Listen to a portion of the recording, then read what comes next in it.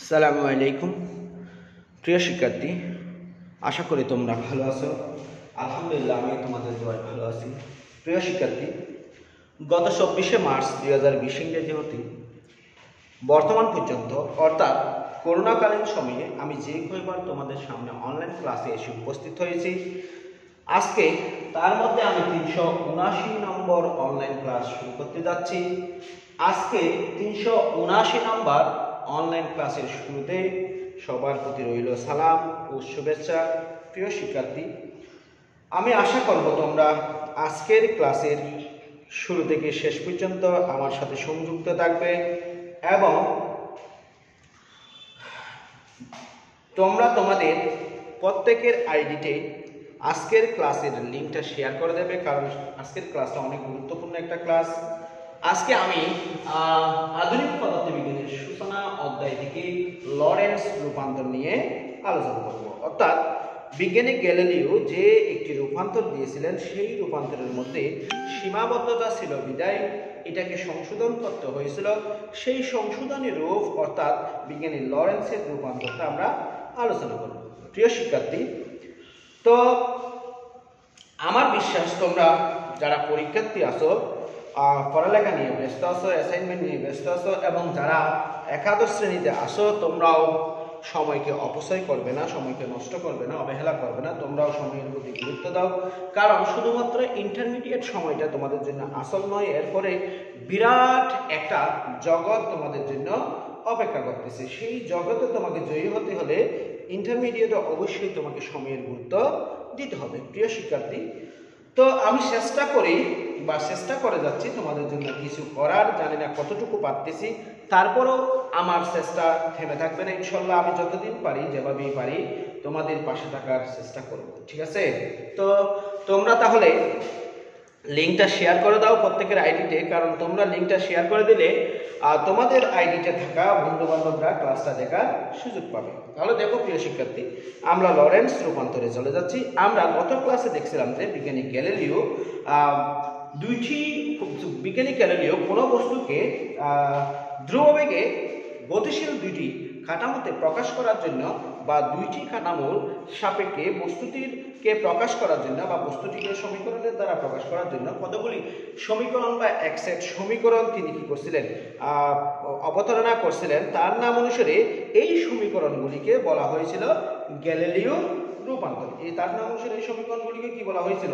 Galileo রূপান্তর বলা হয়েছিল। তাহলে দেখো প্রিয় শিক্ষার্থী, এই যে গ্যালিলিও রূপান্তর তিনি কিন্তু রূপান্তর করতে গিয়ে তিনি করছিলেন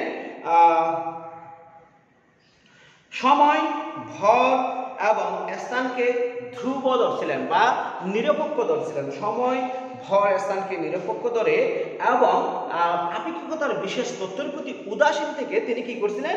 ওই যে সমীকরণগুলি নির্ণয় করার, সমীকরণগুলি অবতারণা করার চেষ্টা করছিলেন বা অবতারণা করছিলেন। তিনি এভাবে সমীকরণগুলি অবতারণা করতে গিয়ে দেখছিলেন যে এই সমীকরণগুলি কিন্তু তড়িৎ বিজ্ঞানের ক্ষেত্রে এই সমীকরণগুলি কি করে না, ওই যে তড়িৎ বিজ্ঞানের ক্ষেত্রে এই সমীকরণগুলি ভিন্ন ভিন্ন কাঠামোতে একই রূপে থাকে না। কিন্তু আপেক্ষিকতার বিশেষ শর্ত হচ্ছে যে, বা বিশেষ তত্ত্বের প্রথম স্বীকার্য হচ্ছে যে, এই যে সমীকরণ, রূপান্তর বিধির যে সমীকরণ, সেই সমীকরণগুলি অবশ্যই ভিন্ন ভিন্ন কাঠামোতে কাঠামোতে কি রাখতে হবে? একই থাকতে হবে, ঠিক আছে?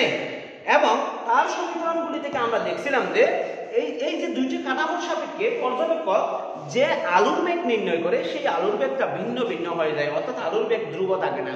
সুতরাং তার সমীকরণটার প্রত্যেকটা কিছুই কিন্তু আপেক্ষিকতার বিশেষ তত্ত্বের স্বীকার্যগুলিকে কি করে?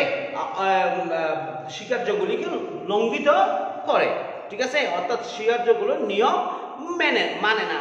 তার কারণে এই গ্যালিলিও রূপান্তরকে সংশোধন করা প্রয়োজন হয়ে পড়ে। 1930 সালে বিজ্ঞানী লরেন্স কি করছে? গ্যালিলিওর রূপান্তর বিধিকে সংশোধন করে নতুন একটি রূপান্তর বিধি তিনি কি করেন? উপস্থাপন করেন এবং তার নাম অনুসারে এই রূপান্তর বিধিকে বলা হয় লরেন্টজ রূপান্তর। তার নাম অনুসারে এই রূপান্তর বিধিকে কি বলা হয়? লরেন্টজ রূপান্তর। এখন দেখো তিনি এমন ভাবে সংশোধনী আনছেন, কাকে সংশোধনী আনছেন?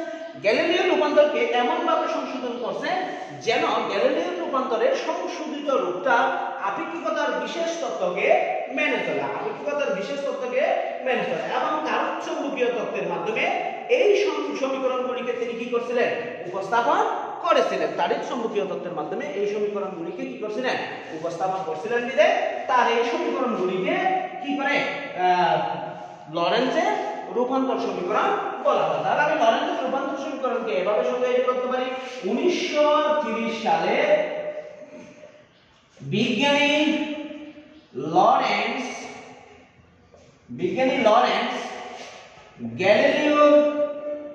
গ্যালিলিও রূপান্তর বিধিতে সংশোধনী আনেন এবং সংশোধিত রূপ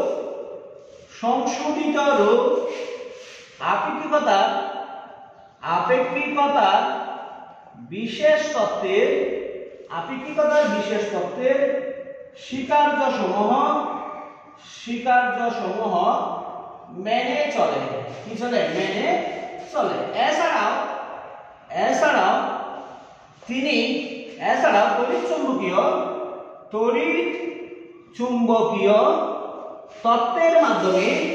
তড়িৎচুম্বকীয়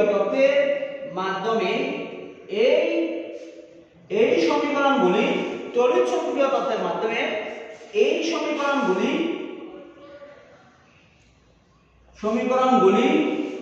অবতারণা করা হয়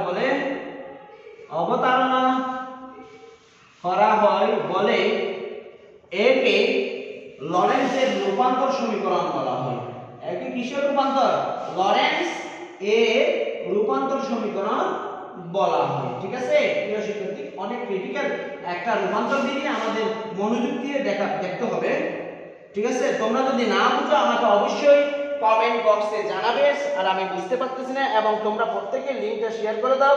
যদি লেখা বোঝা না যায় আমাকে অবশ্যই জানাবে, স্যার আপনার লেখা বোঝা যাচ্ছে না। আমি সর্বোচ্চ চেষ্টা করবো লেখাটা বোঝানোর জন্য, স্পষ্ট করে লেখার জন্য। আর কথা বোঝা না গেলে সেই ক্ষেত্রে আমাকে জানাবে, আমি চেষ্টা করব কথাগুলি স্পষ্টভাবে কি করার জন্য, বলার জন্য। ঠিক আছে, তোমরা অবশ্যই প্রত্যেকে তোমাদের আইডিকে শেয়ার করে দিবে। শেয়ার করে দিলে তোমরা তোমাদের সাথে সাথে অন্যরা এই ইয়াটা দেখার সুযোগ পাবে। তাহলে দেখো প্রিয় শিক্ষার্থী, বিজ্ঞানী লরেন্টজ আপেক্ষিকতার বিশেষ তত্ত্বের উপর ভিত্তি করে বিজ্ঞানী লরেন্টজ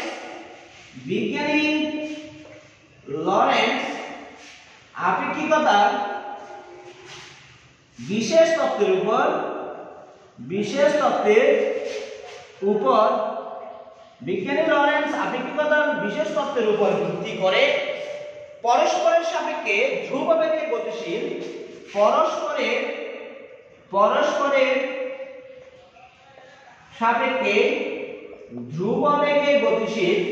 পরস্পরের সাপেক্ষে ধ্রুববেগে গতিশীল দুইটি স্থানাঙ্ক কাঠামোর মধ্যে বিজ্ঞানী লরেন্টজ আপেক্ষিকতার বিশেষ তত্ত্বের উপর ভিত্তি করে পরস্পরের সাপেক্ষে ধ্রুববেগে গতিশীল দুইটি স্থানাঙ্ক কাঠামোর মধ্যে অবস্থান ও সময়ের মধ্যে সম্পর্ক স্থাপন করে অবস্থান ও সময়ের মধ্যে সম্পর্ক স্থাপন করে এক্সেট সমীকরণের অবতারণা করেন। এক্সেট সমীকরণের কি করেন? অবতারণা করেন, বা এক্সেট সমীকরণ দ্বারা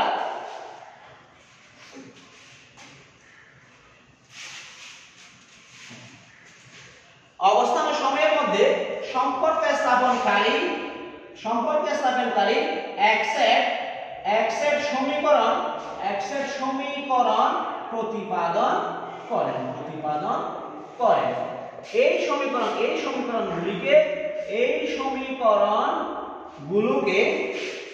সমীকরণগুলোকে কি কি বলা হয়? লরেন্টজ এর রূপান্তর সমীকরণ বলা হয়। লরেন্টজের কি সমীকরণ বলা হয়? রূপান্তর সমীকরণ বলা হয়। ঠিক আছে প্রিয় শিক্ষার্থী, সমীকরণ বলা হয়। তাহলে আমি আবার বলতেছি, বিজ্ঞানী লরেন্টজ গ্যালিলিওর মতো ভর, সময় এবং অবস্থানকে নিরপেক্ষ না ধরে এদেরকে আপেক্ষিক বিবেচনা করে আপেক্ষিকতার বিশেষ তত্ত্বের উপর ভিত্তি করে তাড়িৎ-চুম্বকীয় তরঙ্গের সমীকরণগুলি যাচাই বাছাই করে তিনি এক সেট পরস্পর ধ্রুববেগে গতিশীল দুইটি স্থানাঙ্ক কাঠামোর মধ্যে সময় এবং স্থানাঙ্কের বা অবস্থানের মধ্যে সম্পর্ক স্থাপনকারী এক সেট সমীকরণ প্রতিপাদন করেন। সেই সমীকরণগুলিকে তার নাম অনুসারে বলা হয় লরেন্টজের রূপান্তর সমীকরণ। সেই সমীকরণগুলিকে তার নাম অনুসারে কি বলা হয়? লরেন্টজের রূপান্তর সমীকরণ বলা হয়। এই লরেন্টজ তার রূপান্তর সমীকরণে আপেক্ষিকতার বিশেষ তত্ত্বের মতো দুইটি স্বীকার্য অবতারণা করেন। আবার বলতেছি, এই লরেন্টজ 1930 সালে যখন তার সমীকরণগুলি প্রতিপাদন করছেন আপেক্ষিকতার বিশেষ তত্ত্বের মতো, যেমন আপেক্ষিকতার বিশেষ তত্ত্বের দুইটি স্বীকার্য রয়েছে, তিনিও এখানে কয়টি স্বীকার্য উপস্থাপন করেন? দুইটি স্বীকার্য উপস্থাপন করেন। লরেন্টজের রূপান্তর, লরেন্টজ এর রূপান্তরে তিনি দুইটি স্বীকার্য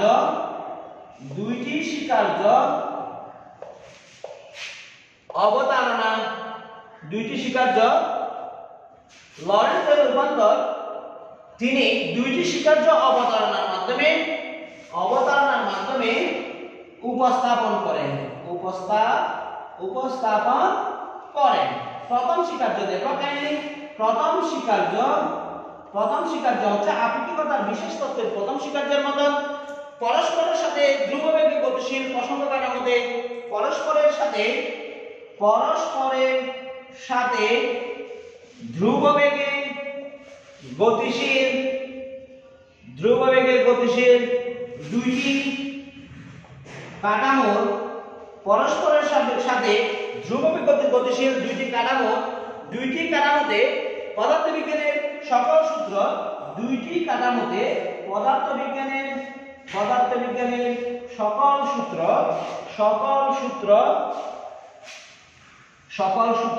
কি থাকবে? অপরিবর্তিত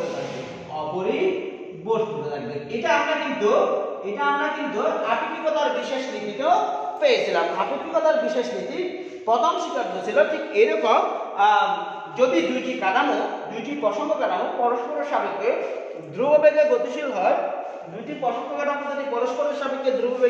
হয়, সেই ক্ষেত্রে অবশ্যই প্রসঙ্গ কাঠামোটিতে দুইটিতে পদার্থবিজ্ঞানের সূত্রসমূহ অবিকল থাকবে বা একইরূপ থাকবে। ঠিক আছে, বা আমরা বলতে পারি অভিন্নভাবে প্রতিপাদন করা যাবে। এবং দ্বিতীয় স্বীকার্য ছিল ঠিক এরকম। দ্বিতীয় স্বীকার্য ছিল যে কোনো পর্যবেক্ষকের সাপেক্ষে যে কোনো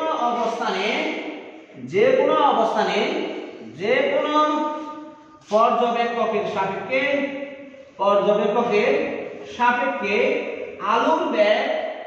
আলোর বেগ সর্বদা ধ্রুব থাকবে।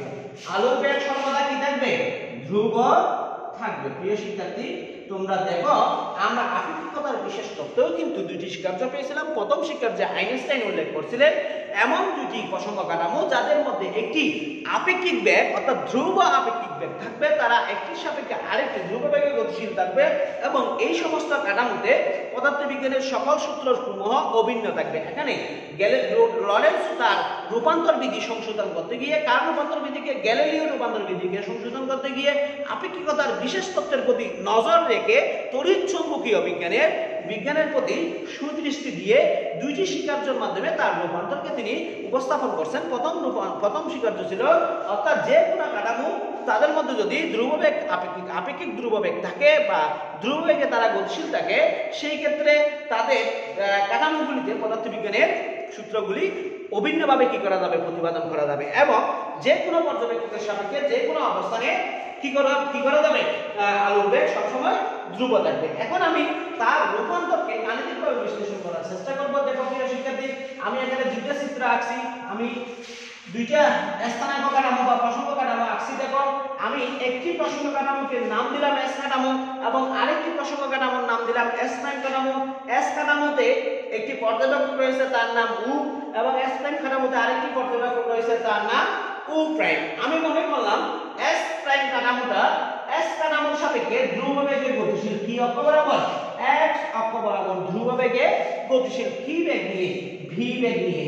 আবার বলতেছি এস প্রাইম কাঠামোটা এস কাঠামোর সাপেক্ষে এক্স অক্ষের ধনাত্মক দিকে ভি বেগ নিয়ে সামনের দিকে গতিশীল হইছে। ভি বেগ নিয়ে কি হইছে গতিশীল হইছে। এখন যদি এরকম ভি বেগ নিয়ে গতিশীল হয় তখন এস কাঠামো বা এস প্রাইম কাঠামোতে যে দুইজন পর্যবেক্ষক রয়েছে সেই দুইজন পর্যবেক্ষক কোনো একটি ঘটনাকে একসাথে পর্যবেক্ষণ করতে পারবে। একসাথে কি করতে পারবে পর্যবেক্ষণ করতে পারবে। আমি আবার বলতেছি এস কাঠামোর সাপেক্ষে এস প্রাইম কাঠামো ভি বেগে এক্স অক্ষের ধনাত্মক দিকে গতিশীল, কিন্তু এস কাঠামোতে একজন পর্যবেক্ষক রয়েছেন সেই পর্যবেক্ষকের নাম উ এবং এস প্রাইম কাঠামোতে একটি পর্যবেক্ষক রয়েছেন সেই পর্যবেক্ষকের নাম হচ্ছে উ প্রাইম। এই দুইজনেই একটি ঘটনা একই সাথে অবলোকন বা পর্যবেক্ষণ করতে পারবেন। পর্যবেক্ষণ কি করতে পারবেন পর্যবেক্ষণ করতে পারবেন। গ্যালিলিও রূপান্তরে একটি ধ্রুবক।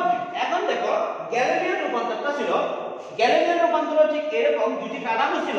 এই দুটি কাঠামোতে দুইজন পর্যবেক্ষক ছিল এবং কোন একটি ঘটনাকে তারা পর্যবেক্ষণ করে দেখা গেছে যে এস প্রাইম কাঠামোর সাপেক্ষে সেই ঘটনার অবস্থান অর্থাৎ গ্যালিলিও রূপান্তর বিধি অনুসারে এটা ছিল গ্যালিলিও রূপান্তর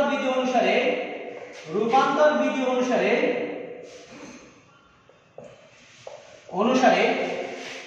এস কাঠামোর সাপেক্ষে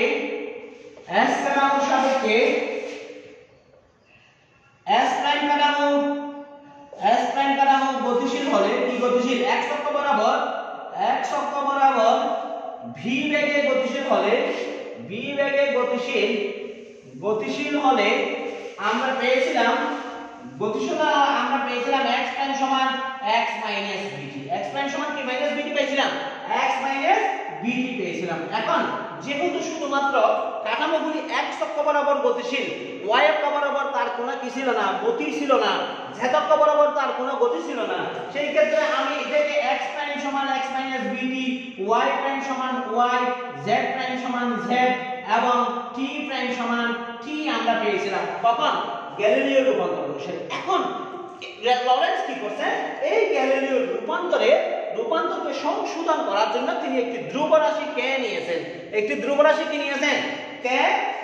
অর্থাৎ কে দ্বারা সে কি করছেন তার গ্যালিলিও রূপান্তরগুলিকে সংশোধন করছেন। অর্থাৎ প্রত্যেকটি সমীকরণের সাথে লরেন্স একটি করে কে সংযুক্ত করে দিয়েছেন। তাহলে আমরা বলতে পারি গ্যালিলিও রূপান্তর একটি ধ্রুবক দ্বারা সংশোধন করলে তা আপেক্ষিকতার স্বীকার্যকে অবশ্যই কি করবে সমর্থন করবে। অর্থাৎ লরেন্স গ্যালিলিও রূপান্তরগুলিকে একটি ধ্রুবক দ্বারা সংশোধিত করছেন, এমনভাবে সংশোধিত করছেন যেন গ্যালিলিও রূপান্তরগুলি ওই ধ্রুবকের সাথে সংযুক্ত হয়ে তারা আপেক্ষিকতার বিশেষ তত্ত্বকে কি করে মেনে চলে। এখন দেখো গ্যালিলিও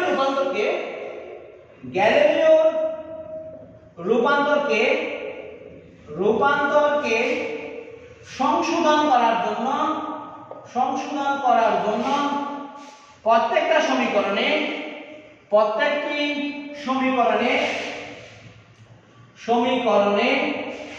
একটি ধ্রুব রাশি কে দ্বারা সংশোধন করেন। কি করেন সংশোধন করেন কে করেন যে বিজ্ঞানী লরেন্স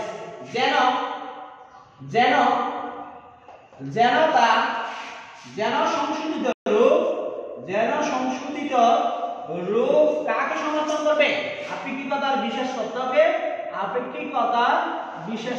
সমর্থন করে। ঠিক আছে, তাহলে আমরা লিখতে পারি তাহলে সংশোধিত রূপ হবে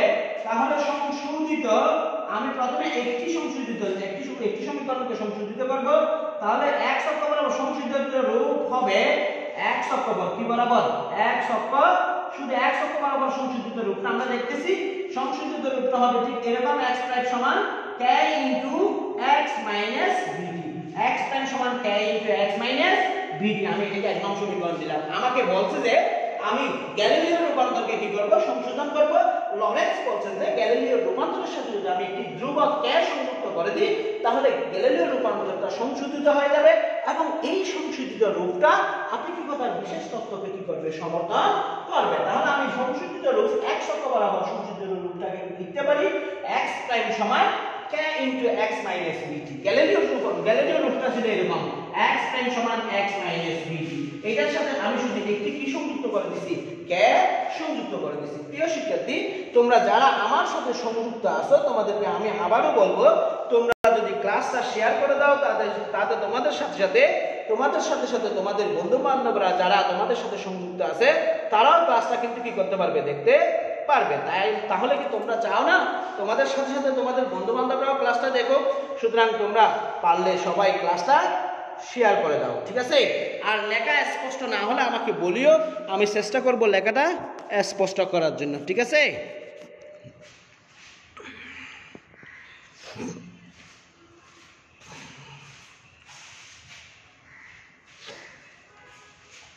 তাহলে দেখো আমি x অক্ষ বরাবর সংশোধিত রূপ পাইলাম x প্রাইম সমান k into x minus vt। k into কি পাইলাম, x মাইনাস vt পেলাম। এখন দেখো প্রিয় শিক্ষার্থী, তাহলে যেহেতু আমাদের y অক্ষ এবং z অক্ষ বরাবর কোনো প্রকার গতি নেই, y অক্ষ এবং z অক্ষ বরাবর কোনো প্রকার গতি নেই, সেই দৃশ্যটা আমরা পাবো y প্রাইম সমান y সমীকরণ 2, z প্রাইম সমান z সমীকরণ 3, z প্রাইম সমান z সমীকরণ 3। এটা আমরা পাবো, ঠিক আছে কিনা? অর্থাৎ x অক্ষ বরাবর শুধু গতি আছে, সেজন্য x অক্ষ বরাবর k দিয়ে সংশোধন করব। y অক্ষ z অক্ষ বরাবর কোনো গতি নেই, সেহেতু y অক্ষ z অক্ষ বরাবর যেরকম আছে ঠিক সেরকম থেকে যাবে। এখন দেখো প্রিয় শিক্ষার্থী, এই যে আমি একটি ধ্রুব রাশি নিলাম, আমি যে ধ্রুব রাশিটা নিলাম সেটা হচ্ছে k। এই ধ্রুব রাশি k এর মান x প্রাইম x t প্রাইমের উপর নির্ভরশীল নয়। এই ধ্রুব রাশি আমরা এখানে লিখব ধ্রুব রাশি k, বা আবার লিখি k ধ্রুব রাশি, অর্থাৎ যেটা আমি সংশোধন করার জন্য নিয়েছি সেই k ধ্রুব রাশিটা x প্রাইম t প্রাইমের উপর নির্ভরশীল নয়। t প্রাইমের উপর কি নয়, নির্ভরশীল নয়। অর্থাৎ যে ধ্রুব রাশিটা নেব সেই ধ্রুব রাশিটা x বলো, x প্রাইম বলো, t বলো, t প্রাইম বলো, x ছিল s কাঠামোর সাপেক্ষ অবস্থান, x প্রাইম ছিল s প্রাইম কাঠামোর সাপেক্ষ অবস্থান, t ছিল s কাঠামোর সাপেক্ষে সময় এবং t প্রাইম ছিল s প্রাইম কাঠামোর সাপেক্ষে সময়। সুতরাং এই ধ্রুব রাশি kটা x প্রাইম t প্রাইমের উপর নির্ভরশীল নয়, বরং কার উপর নির্ভরশীল, বরং v ব্যাগের উপর নির্ভরশীল, ঠিক আছে? এই ব্যাগের পরিবর্তনের কারণে কার পরিবর্তন হবে, ধ্রুব রাশি k এর পরিবর্তন হবে, বরং ব্যাগ v এর উপর নির্ভরশীল। এখন দেখো k এর মান এমন হতে হবে যে যেন সমীকরণ 1 একটি k এর মান, আমাকে k এর মানটা এমন ভাবে নিতে হবে, k এর মান এমন হতে হবে যেন সমীকরণ 1 একটি সরল রৈখিক সমীকরণ হয়, অর্থাৎ k এর মানটা আমাকে এমন ভাবে নিতে হবে যেন এটা সরল রেখার সমীকরণ হয়। এক নম্বর সমীকরণটা কিসের সমীকরণ হবে, সরল রেখার সমীকরণ হবে। অর্থাৎ কোনোভাবে বক্ররেখা বা বৃত্তের সমীকরণ হতে পারবে না। কিভাবে হতে হবে, k এর মানটার উপর নির্ভর করবে এই সমীকরণটা কি সরল রেখার সমীকরণ হবে নাকি বক্ররেখার সমীকরণ হবে নাকি অন্য কিছুর সমীকরণ হবে। সুতরাং আমরা এমন ভাবে নেব k এর মানটা যেন এক নম্বর সমীকরণটা অবশ্যই কার সমীকরণ হবে, সরল রেখার সমীকরণ হবে, এবং এই সমীকরণ থেকে আমরা অবশ্যই একটা কি পাবো, সমাধান পাবো। এই সমীকরণ থেকে আমরা অবশ্যই কি পাবো, একটা সমাধান পাবো, এবং এই সমীকরণ থেকে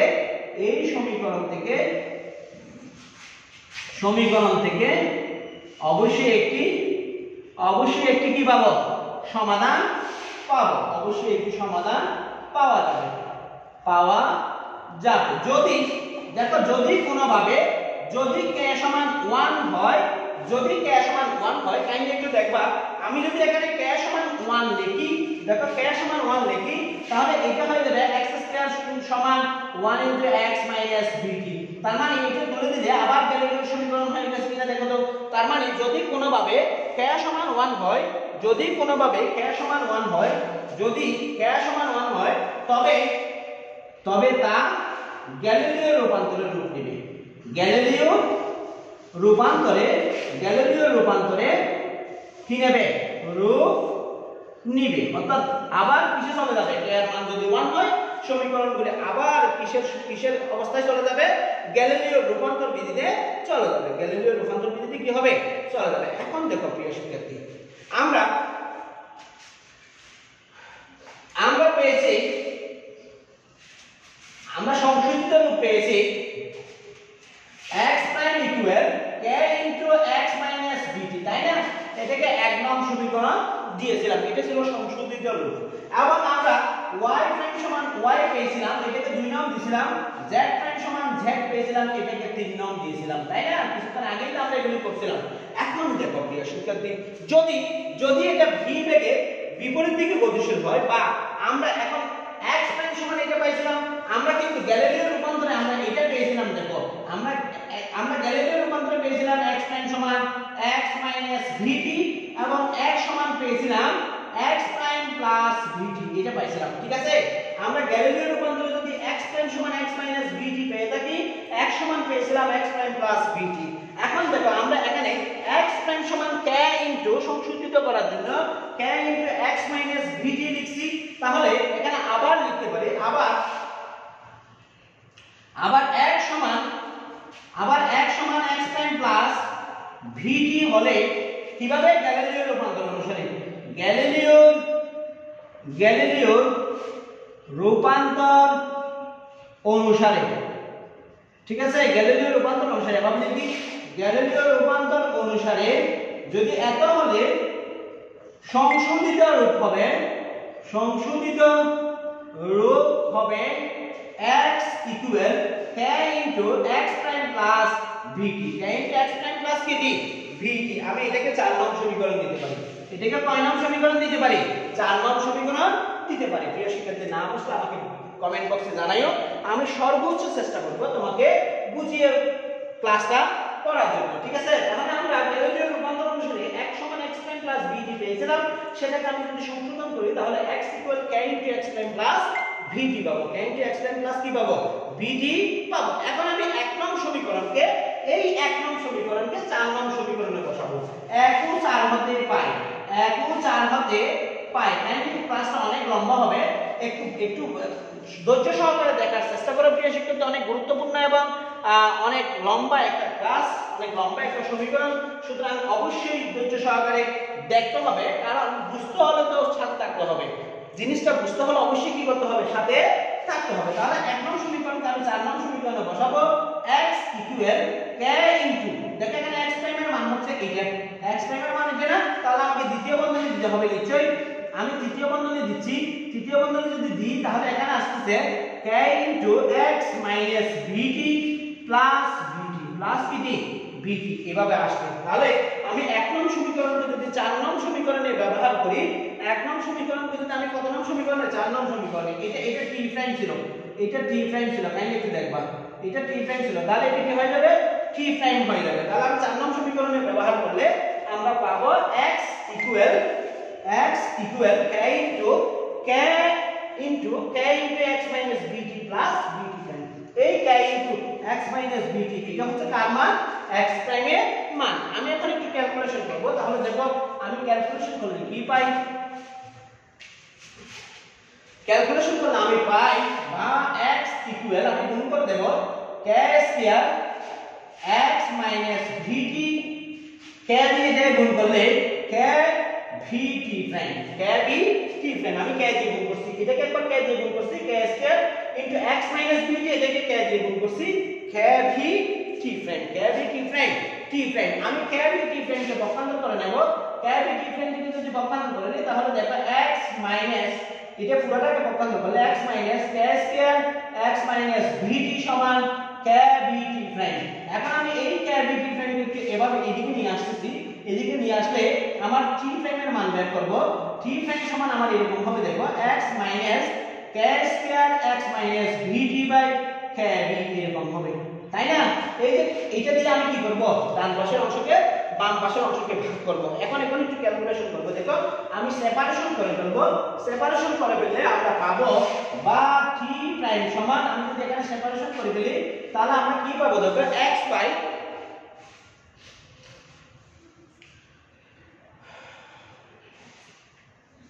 দেখো আমি এখানে আরেকটা কাজ করি, এখানে কাজ করলে x minus k square x minus মাইনাসে plus k square vt, k square vt, vt নিচে হবে kb, নিচে কি হবে kb। আমি এখানে আরেকটু কাজ করব। দেখো আরেকটু কাজ করলে কি হয়, আমি এখানে এটাকে আগে লিখব, k square vt, k square vt কে আগে লিখলাম, এখান থেকে x টা কমন নিয়ে নিলাম, x টা কমন নিয়ে নিলে 1 মাইনাস k স্কয়ার হবে, x টা কমন নিলে 1 মাইনাস k স্কয়ার হবে। দেখো এই দুটো থেকে যদি আমি x টা কমন নিই 1 মাইনাস k স্কয়ার হবে, নিচে kb, নিচে kb, kb। এখন আমি আরেকটু ক্যালকুলেশন করব। দেখো কাইন্ডলি প্রিয় শিক্ষার্থী, না বুঝলে আমাকে অবশ্যই জানাবে, আমি চেষ্টা করব বুঝিয়ে বলার জন্য। তাহলে আমি এখানে নিচে আরেকটু লিখি, আমরা নিচে আরেকটু লিখলে আমরা পাবো টি ফ্রাইম সমান, আমি একটু সেপারেট করে বলবো। এখন সেপারেট করে বললে আমরা এরকম পাবো, দেখো kb, k square vt by kb plus x into 1 minus x into 1 minus k square by kv, k কি v। তাহলে দেখো এখানে কি কি কাটাকাটি যাচ্ছে, এখানে কি k k কাটাকাটি যাচ্ছে, v v কাটাকাটি যাচ্ছে। যদি কাটাকাটি যায় তাহলে আমাদের বাকি থাকবে t prime equal kt, kt t prime equal শুধু kt থাকবে মনে হয়, kt প্লাস এখান থেকে থাকবে x স্কয়ার, শুধু x থাকবে, x 1 minus k square by kb এভাবে থাকবে। দেখো আমি ক্যালকুলেশন এখান থেকে k k কাটাকাটি যাবে, শুধু k থাকবে, v v কাটাকাটি যাবে, বাকি থাকবে t। সুতরাং kt plus x into 1 minus k square by k square into x, sorry আবার বলতেছি, kt plus x into 1 minus k square by kb। এটাকে আমি সমীকরণ 5 দিলাম, এটাকে আমি সমীকরণ কত দিলাম, 5 দিলাম, অর্থাৎ এটা 5 নং সমীকরণ। এটা কত নং সমীকরণ, 5 নং সমীকরণ। অর্থাৎ s প্রাইম কাঠামোর সাপেক্ষে, s প্রাইম কাঠামোর সাপেক্ষে পর্যবেক্ষক যে সময়টা নির্ণয় করবে সেই সময় হবে kt plus x into 1 minus k square by kb, x into 1 minus k square by kb। এখন দেখো প্রিয় শিক্ষার্থী, যদি t ইকুয়াল 0 হতো, যদি t ইকুয়াল 0 হতো তখন এই u প্রাইম বিন্দুটা কিন্তু এই u বিন্দুতে অবস্থান করত। কি বিন্দুতে অবস্থান করত, u বিন্দুতে অবস্থান করত। আবার বলতেছি, যদি t প্রাইম ইকুয়াল, যদি t ইকুয়াল 0 হতো, অর্থাৎ সময়ের শুরুতে সময় যদি শূন্য হতো, অর্থাৎ সময়ের শুরুতে এই দুইটা কাঠামো একই অবস্থানে থাকতো, অর্থাৎ u বিন্দুতে u প্রাইম বিন্দু অবস্থান করত, u বিন্দুতে কি প্রাইম বিন্দু অবস্থান করত, u বিন্দু অবস্থান করত। এবং s কাঠামোর কোন পর্যবেক্ষক যদি আলুর ঝলকানি দেখতে পেত, আলুর কি দেখতে পেত, ঝলকানি দেখতে পেত, সে ক্ষেত্রে কি সময় পরে s কাঠামো থেকে পাওয়া যাবে। দেখো যদি t সমান 0 হয় এবং তখন s ও s প্রাইম কাঠামো একই বিন্দুতে কি করতে অবস্থান করত, একই বিন্দুতে অবস্থান করত। কাহিনী অনেক লম্বা একটা সমীকরণ, একটু বোঝার চেষ্টা করবা, অবস্থান করত। এবং এই ক্ষেত্রে s কাঠামোর পর্যবেক্ষক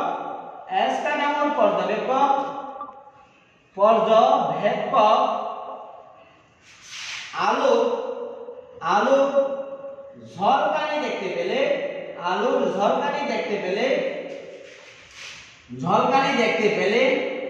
দেখো আলোর ঝলকানি যদি দেখতে পায়, s কাঠামোতে যে রয়েছে সে যদি আলোর ঝলকানি দেখতে পায় তাহলে t সময় পরে s কাঠামোর পর্যবেক্ষক, t সময় পরে s কাঠামো থেকে পাওয়া যাবে, t সময় পরে s কাঠামো থেকে পাওয়া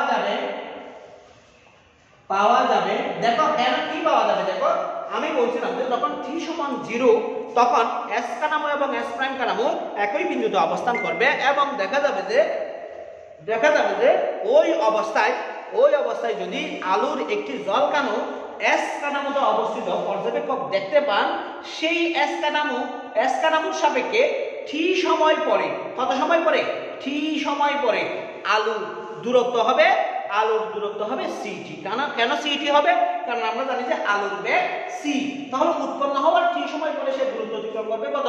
সিটি। তাহলে আমরা এখানে লিখব, তার মানে x ইকুয়াল সিটি। এটাকে আমি 6 নাম্বার দিলাম। এখানে সি আলুর বেগ, এখানে সি হলো আলুর বেগ, ঠিক আছে? তাহলে এস কাঠামোতে অবস্থিত পর্যবেক্ষক টি সময় পরে আলুর অতিক্রান্ত দূরত্ব পরিমাপ করবে x equal city. x equal কত? সিটি। এবং দ্বিতীয় কাঠামোর সাথে যে অপেক্ষক রয়েছে, দ্বিতীয় কাঠামো বা এস প্রাইম কাঠামো পর্যবেক্ষকের সাপেক্ষে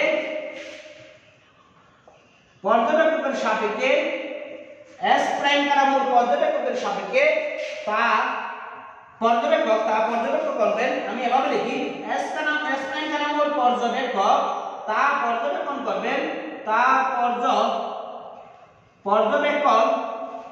পর্যবেক্ষণ করবেন x prime equal ct prime, x prime equal কি প্রাইম? ct prime. অর্থাৎ যদি s এবং s প্রাইম কাঠামো t সমান 0 সময়ে একই বিন্দুতে থাকে এবং ওই সময়ে কোন একটি আলুর জলকানি তৈরি হয় এবং t সময় পরে s কাঠামোর পর্যবেক্ষক তার দূরত্ব পরিমাপ করে x সমান ct, তখন s প্রাইম কাঠামোর পর্যবেক্ষক তার দূরত্ব পরিমাপ করবে x prime equal ct prime. x prime equal কি প্রাইম? ct prime. ঠিক আছে? তাই এখানে দেখবা, এটা আমরা 6 নং সমীকরণ দিছিলাম, এটা 5 নং সমীকরণ দিছিলাম, তাহলে এটা 6 নং সমীকরণ হবে এবং এটা 7 নং সমীকরণ হবে। তাই একটু মনোযোগ দিয়ে দেখবা, না বুঝলে আমাকে অবশ্যই কমেন্ট বক্সে জানাবা, কারণ আমি তোমাদের জন্য বারবার অনলাইন ক্লাসে আসি, সেই তোমরাই যদি না বুঝো তাহলে আমার ক্লাসের কোনো গুরুত্ব বা মহত্ব আমি দেখতে পাচ্ছি না। সুপ্রিয় শিক্ষার্থী, তোমরা যারা সংযুক্ত হয়েছো, তোমরা অবশ্যই ক্লাসটা তোমাদের লিংকে শেয়ার করে দেবে, কারণ তোমরা তোমাদের ক্লাসটা লিংকে শেয়ার করলে অন্যরা দেখার সুযোগ পাবে, অন্যরা তোমাদের সাথে সংযুক্ত বন্ধু বান্ধবরা তা দেখার কি পাবে? সুযোগ পাবে। তাহলে কেন তোমরা ক্লাসের লিংকটা শেয়ার করবে না? তাহলে দেখো প্রিয় শিক্ষার্থী, আমি এখন যে কয়টা সমীকরণ পেয়েছিলাম সেই সমীকরণগুলি থেকে 1, 5, 7 নং সমীকরণ হতে পাবো। 1, 5, 7, 1, 5, 7। 1 নং ছিল আমাদের 1 নং সমীকরণটা দিল। দেখো আমরা কি পাচ্ছি? 1, 5 ও 7 নং সমীকরণ হতে পাই। 7 নং হতে পাই। আমি কাইন্ডলি একটু দেখাচ্ছি তোমাকে। 1 নং সমীকরণ ছিল আমার ঠিক এইটা। 1 নং সমীকরণ ছিল আমার x prime equal k into x minus b। এটা ছিল 1 নং সমীকরণ, তাই না? এটা কয় নং সমীকরণ ছিল? 1 নং সমীকরণ ছিল। না বুঝলে কাইন্ডলি আমাকে বলবা, আমি চেষ্টা করব বুঝিয়ে বলার জন্য। এবং 5 নং সমীকরণ আমার এখানে দেয়া আছে, 7 নং সমীকরণ আমার এখানে দেয়া আছে।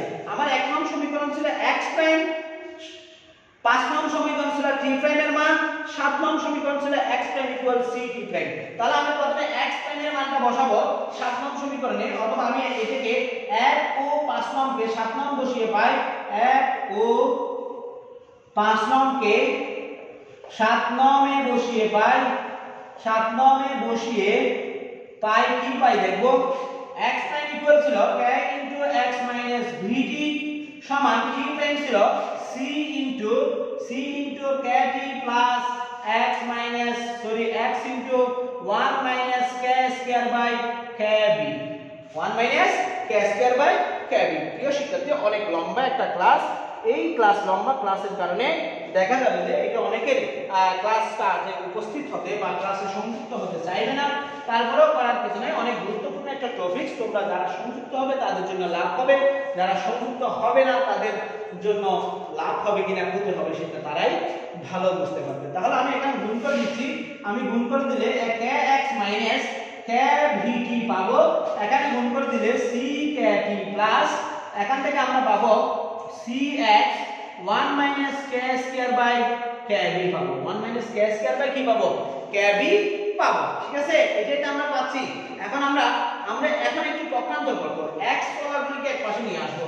x পদাগুলিকে একপাশে নিয়ে আসলে আমরা পাবো kx minus cx into 1 minus k square by kb সমান ckT plus kvt ckT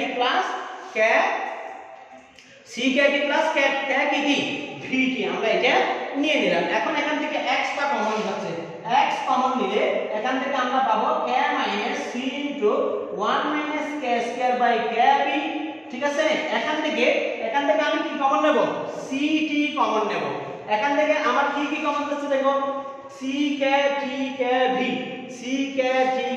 অর্থাৎ আমি ckT কমন নেব।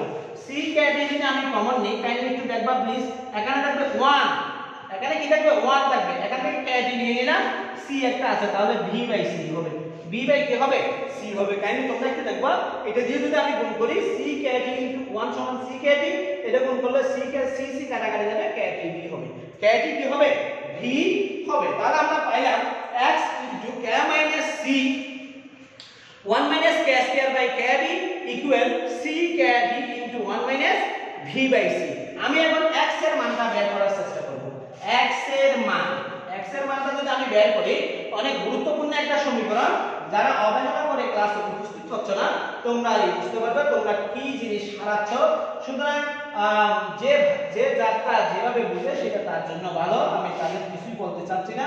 তোমরা যারা ক্লাসে উপস্থিত হয়েছে একটু মনোযোগ দিয়ে শোনার চেষ্টা করো, কারণ অনেক গুরুত্বপূর্ণ একটা ক্লাস। তুমি লাইভ ক্লাসে অর্থাৎ সরাসরি কলেজের ক্লাসও ঘন্টার পর ঘন্টা বোঝানোর পরেও এই ক্লাসটা না বোঝার সম্ভাবনা খুব বেশি। ঠিক আছে, তাই একটু মনোযোগ দিয়ে দেখতে হয় যে এখানে খুব সহজে তুমি কি করতে পারবা, বুঝে যেতে পারবা। তাহলে এখান থেকে আমরা লিখতে পারি x = ckT into 1 minus v by c by k minus c into 1 minus k square by kb। এইটাই তো আমরা পেলাম, তাই না? এটাকে আমরা আরেকটু ক্যালকুলেশন করব। আরেকটু যদি ক্যালকুলেশন করি তাহলে দেখো আমরা কি পাই, এখান থেকে আমরা ckT 1 minus v by c, এটা v, কাইন্ডলি মনোযোগ দিয়ে দেখবা। এখন এখান থেকে আমি k কমন নেব, k কমন নিলে এখান থেকে আমি পাবো 1 minus c into, কাইন্ডলি একটু দেখবা, 1 minus k square by k square v, 1 minus k square by kb, k square v। আমি কিভাবে পেলাম কাইন্ডলি একটু দেখো, আমি কিভাবে পাইছি সেটা আমি জানাচ্ছি। আমি এটাকে একটু মুছে দিচ্ছি। আমি উপরে ckT into 1 minus v by c রেখে দিলাম। এখান থেকে যখন k কমন নিলাম, এখানে 1 আছে, তাহলে এখানে কোনো k নেই, তার মানে নিচে একটা k দিতে হবে, k স্কয়ার হবে। অথবা তুমি গুণ করে দিলে k মাইনাস এটা c এখানে থেকে যাবে, এই k এর সাথে এখানকার একটা k কাটাকাটি যাবে, তাহলে বাকি থাকবে 1 minus k square by k square v, 1 minus k square by kb, k square v। এখন দেখো প্রিয় শিক্ষার্থী, এখান থেকে k কাটাকাটি যাবে, তাহলে বাকি থাকবে ct থাকবে, বাকি কি থাকবে, ct থাকবে। যদি ct থাকে সেই ক্ষেত্রে আমরা কি লিখতে পারি, এখন দেখো প্রিয় শিক্ষার্থী, ct যদি থাকে সেই ক্ষেত্রে আমরা লিখতে পারতেছি, আমরা কি লিখতে পারতেছি দেখো, ckT 1, এখান থেকে তো এখানে এগুলো তো চলে গেছে, তাহলে এটা আমি এখানে লিখে দিচ্ছি। এখানে থাকতেছে 1 minus v by c, নিচে থাকবে 1 minus c into 1 minus k square by kb, 1 minus k square by kb, এটাই থাকবে। অর্থাৎ উপর থেকে যদি kT কাটাকাটি দিই, এখান থেকে k যদি চলে যায় তাহলে ct টা এখানে থাকবে, উপরের অংশে থাকবে 1 minus v by c, এবং নিচের অংশে আমরা সরাসরি লিখতে পারি 1 minus c into 1 minus k square by k square v, 1 minus k square by কি, k square v, এটা আমাদের থাকবে। এখন আমরা এটাকে আরেকটু ক্যালকুলেশনে নিয়ে যাব। আরেকটু ক্যালকুলেশন নিয়ে গেলে আমরা কি পাবো দেখো,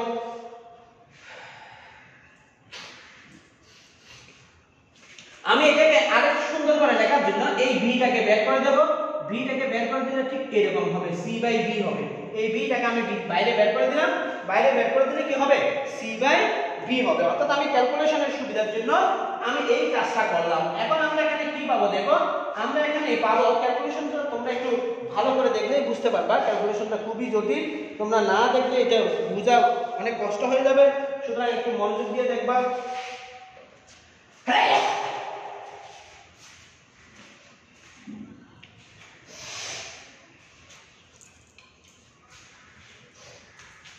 দেখো এখানে CT আছে, এখানে 1 - v/c আছে। আমি এখানে একটু ক্যালকুলেশন করার চেষ্টা করব। 1 - c/v, এটাকে যদি আমি ক্যালকুলেশন করি, এখানে ক্যালকুলেশন করলে দেখো কি পাবো, আমি দ্বিতীয় বন্ধনী দিলাম 1/k² - k²/k²। ঠিক আছে, এটা তৃতীয় বন্ধনী দিয়ে আমি ক্যালকুলেশন শেষ করলাম। বা x = ct, আমি এখানে এই k² চলে গেলে বাকি থাকবে 1, k² চলে গেলে বাকি কি থাকবে 1 থাকবে। এখন দেখো প্রিয় শিক্ষার্থী, এখন আমি এখানে আরেকটা জিনিস বসাই। আমরা ওই যে 5 নং সমীকরণ বা 6 নং সমীকরণে আমরা পেয়েছিলাম, 5 নং সমীকরণ বা 6 নং সমীকরণে আমরা পেয়েছিলাম যে x = ct, x = কত ct। আমি এখানে ct টা বসাই দিই। কোথেকে পেয়েছিলাম 6 নং সমীকরণ থেকে। সেই 6 নং সমীকরণ থেকে x = ct পেয়েছিলাম, আমি এখানে ct বসাই দিচ্ছি। এবং এখানে 1 - v/c, এখান থেকে থাকবে 1 - c/v ইনটু এখানে 1/k² - 1, 1/k² - কি থাকবে 1 থাকবে, কারণ এটা কাটাকাটি যাবে, এটাতে কি যাবে কাটাকাটি যাবে। এখন দেখো প্রিয় শিক্ষার্থী, এই ct চলে যাবে, বাকি এখানে থাকবে 1 = 1 - v/c, 1 - v/c, এবং এখানে থাকবে 1 - c/v ইনটু 1/k² - 1, এটা থাকবে। দেখো প্রিয় শিক্ষার্থী, ক্যালকুলেশন না বুঝলে অবশ্যই আমাকে কমেন্ট বক্সে জানাবে, আমি সর্বোচ্চটাই ভালোভাবে এই ক্যালকুলেশনটা বুঝিয়ে দেওয়ার চেষ্টা করব। এখন দেখো আমি কি করব, এখন আমি আরো গুণন করব। আরো গুণন করলে আমাদের এখানে থাকবে কি থাকবে, দেখো এটার নিচেরটার সাথে 1 গুণ হবে, তার মানে 1 - c/v ইনটু 1/k² - 1, 1/k² - কি 1 সমান এদিকে থাকবে 1 - v/c, 1 - v/c। দেখো এই 1 আর এই 1 চলে যাবে, এই দুটো 1 যদি পরস্পর চলে যায়, এখানে থাকতেছে -c/v 1/k² - 1, অর্থাৎ বাম পাশে থাকতেছে -c/v 1/k² - 1, এবং ডান পাশে থাকতেছে -v/c, -p/c, v/c।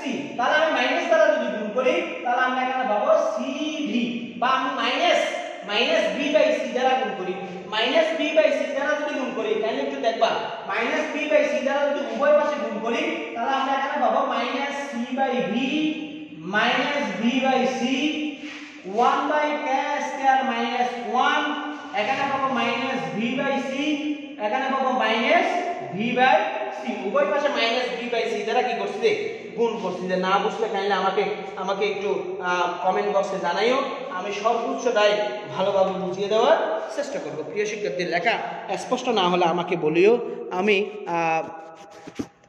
লেখাটা স্পষ্ট করে লেখার চেষ্টা করব। ঠিক আছে, তাহলে দেখো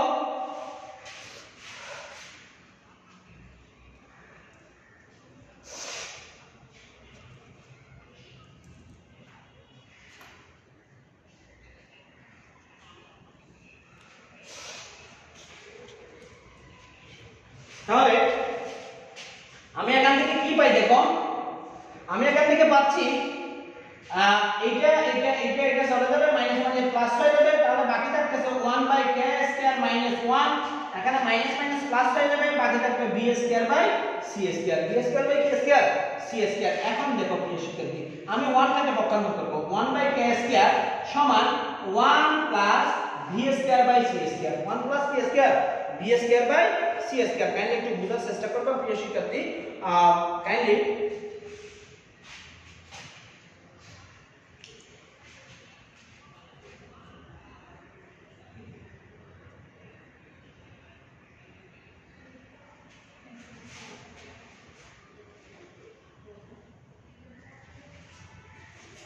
আমাদের ক্যালকুলেশনে একটু ভুল হয়েছে, তোমরা উপর থেকে দেখলে ক্যালকুলেশনটা বুঝতে পারবা। দেখো আমাদের ক্যালকুলেশনের এই টার্মটা প্রথম থেকেই কিন্তু প্লাস ছিল, এই টার্মটা প্রথম থেকেই কি ছিল প্লাস ছিল। যদি এই টার্মটা প্রথম থেকে একদম ফার্স্টে যেখানে আমরা লিখছিলাম, কোথায় যেখানে আমরা ক্যালকুলেশন করছিলাম কিভাবে ckb plus ckv, ckb plus ckv, এরপরে কিন্তু আমরা এখানে মাইনাস চিহ্ন দিয়েছিলাম। আমাদের এই অংশটা শুরু থেকে কি হবে প্লাস চিহ্ন হবে, অর্থাৎ যেখান থেকে আমরা ক্যালকুলেশন করছিলাম কোন লাইন থেকে আমরা পেয়েছিলাম kx - cx into 1 minus k square by kb সমান আমরা পেয়েছিলাম ckT plus ckb। তাহলে এটা আমার অবশ্যই কি চিহ্ন হবে? পজিটিভ চিহ্ন হবে। পজিটিভ চিহ্ন যদি হয় সেই ক্ষেত্রে আমরা এটাকে যদি পজিটিভ চিহ্ন ধরি তাহলে আমরা এখানে কি করতে হবে? এটা আমাদের এখানে মাইনাস চিহ্নটা এখানে গুণ করে দেব। মাইনাস চিহ্নটা এখানে গুণ করে দিলে c বাই b এখানে minus 1 by k square minus এখানে প্লাস 1 হবে। এটা হবে 1 plus b by c 1 plus কি b বাই c। এটাকে আমি একটু সুন্দর করে লিখব 1 minus 1 by k square in equal sorry এখানে 1 টা তো চলে যাবে 1 চলে গেলে এটা থাকবে b বাই c থাকবে। দেখো এই 1 এর সাথে এই 1 চলে যাবে, এই মাইনাস দ্বারা আমি এটাকে গুণ করে দিলাম, তখন -1 বাই k স্কয়ার প্লাস 1 হবে, এখান থেকে v বাই c হবে। তাই তোমরা আমি মাঝখানে যে ক্যালকুলেশনটা করে আসছি তোমরা ওই ক্যালকুলেশনটা আরেকটু দেখে আসবে। তাহলে এখন এখানে এসে এটা উল্টে যাবে v by c into v by c হবে। তাহলে 1 minus 1 by k square equal v square by c square হবে। পক্ষান্তর করলে দেখো 1 minus v square by c square equal 1 by k square হবে। 1 বাই k স্কয়ার হবে k স্কয়ার হবে। তার মানে আমরা 1 বাই k স্কয়ার সমান পাচ্ছি 1 minus v square by c square. প্রিয় শিক্ষার্থী, আমি এতক্ষণ পর্যন্ত ক্যালকুলেশন করছি ওই যে গ্যালিলিওর সমীকরণকে সংশোধন করার জন্য যে একটা সংশোধনী আমরা ধরে নিয়েছিলাম, অর্থাৎ যে একটি ধ্রুবরাশি আমরা ধরে নিয়েছিলাম সেই ধ্রুবরাশিটাকে মান বের করার চেষ্টা করতেছি। কাইন্ডলি তোমরা না বুঝলে আমাকে একটু জানাইও। আমার মনে হয় এখানে নেটওয়ার্ক সমস্যা চলতেছে, সুতরাং তোমাদের লেখা বুঝতে কষ্ট হলে অবশ্যই আমাকে জানাবে, আমি চেষ্টা করব লেখাটা স্পষ্ট যাতে হয় সেভাবে লেখার। ঠিক আছে? তাহলে দেখো কি হয়, আমরা এখন এখান থেকে পাবো ব্যস্তকরণ যদি করি k square equal 1 by 1 minus v square by c square. ব্যস্তকরণ করছি, কি করণ করছি? ব্যস্তকরণ। এটাকে যখন উল্টাই দিছি এটাও কি হয়ে গেছে? উল্টে গেছে। সুতরাং আমরা k এর মান কি মান পাবো দেখো। সুতরাং আমরা k সমান পাবো 1 by root 1 minus v square by c square. অর্থাৎ আমরা যে একটা সংশোধনী নিয়েছি, কোন ধরনের সংশোধনী? ওই যে আমরা বলছিলাম গ্যালিলিও রূপান্তরগুলির সাথে যদি আমি একটা ধ্রুবরাশি k সংযুক্ত করে দিতে পারি তবে গ্যালিলিও রূপান্তরগুলি কাকে মেনে চলবে? আপেক্ষিকতার বিশেষ তত্ত্বকে মেনে চলবে। এই আপেক্ষিকতার বিশেষ তত্ত্বকে মেনে চলার জন্য বিজ্ঞানী লরেন্স যে kটি সংযুক্ত করছিলেন কার সাপেক্ষে? গ্যালিলিও রূপান্তরগুলির সাপেক্ষে। সেই k এর মান পেয়ে গেলাম আমরা 1 by square root of 1 minus v square c square, 1 minus square root of 1 minus v square c square. তাহলে লরেন্সের রূপান্তরের সংশোধিত রূপটা দাঁড়াবে। সুতরাং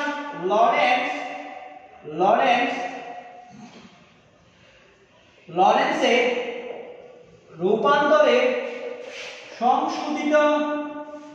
সংশোধিত রূপ দাঁড়াবে, দেখো কি দাঁড়াবে?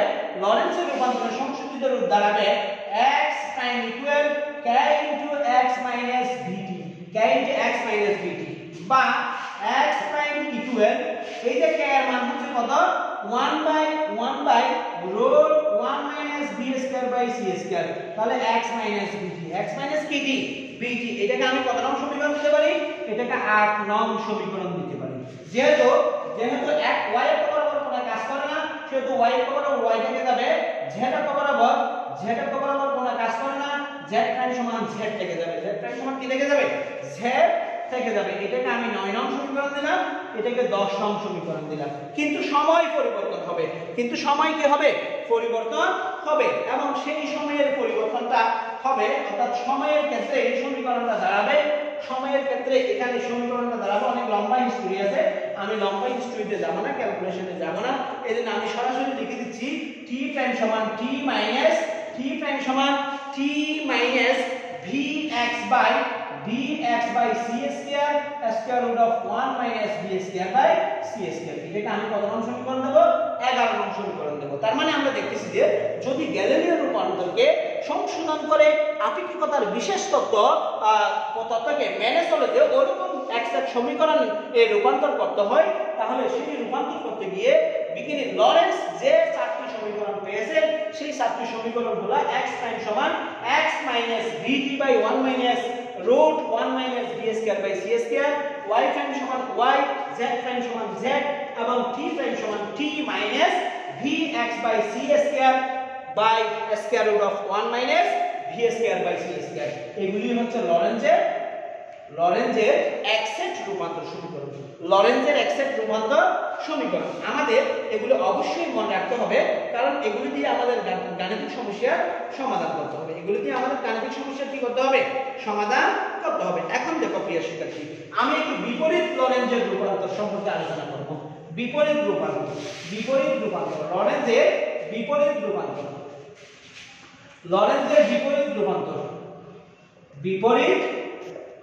রূপান্তর, ঠিক আছে? লরেঞ্জের বিপরীত রূপান্তর আমি এখানে একটু লিখব। আমরা এখানে x প্রাইম সমান পেয়েছি x minus vt by square root of 1 minus v square by c square, এবং t প্রাইম সমান আমরা পেয়ে গেছি, t প্রাইম সমান আমরা কি পেয়েছি যে t minus vx by c square square root of 1 minus v square by c square. বাকিগুলিতে x প্রাইম y প্রাইম সমান y, বাকিগুলি y প্রাইম সমান y, z প্রাইম সমান z আমি পেয়েছি। এখন দেখো প্রিয় শিক্ষার্থী, যদি s প্রাইম কাঠামো s কাঠামোর সাপেক্ষে s কাঠামোর দিকে গতিশীল হয়, s কাঠামোর দিকে গতিশীল হয়, s কাঠামোর দিকে কি হয়? গতিশীল হয়। সেই ক্ষেত্রে ব্যাক হবে মাইনাস b। ব্যাক হবে কি? Minus b। ব্যাকটা অবশ্যই কি হবে? মাইনাস b হবে। এবং সেই ক্ষেত্রে এই যে সাতটা সমীকরণ কি হয়ে যাবে? পরিবর্তন হয়ে যাবে। এই সাতটা সমীকরণ পরিবর্তন হয়ে যাবে। কি রকম পরিবর্তন হয়ে যাবে? দেখো, সেই সাতটা সমীকরণ হয়ে যাবে x ইকুয়াল, এবং সেই ক্ষেত্রে 8 নং ও 11 নং সমীকরণ কি হবে? পরিবর্তন হয়ে যাবে। এবং পরিবর্তিত সমীকরণগুলোর